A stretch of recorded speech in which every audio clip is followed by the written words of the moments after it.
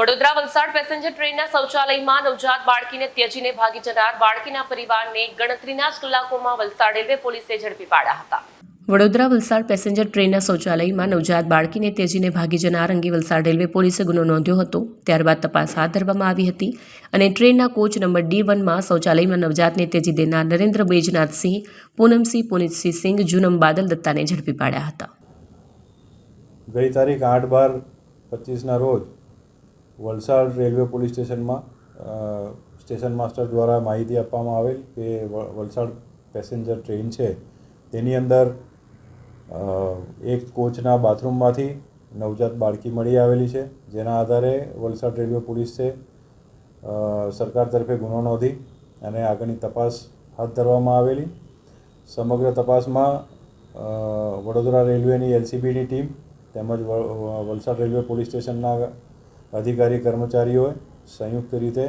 આ તપાસ ચાલુ કરેલી। તપાસ દરમિયાન ભરૂચ, સુરત, વલસાડ અને વાપી જેવા સ્ટેશનો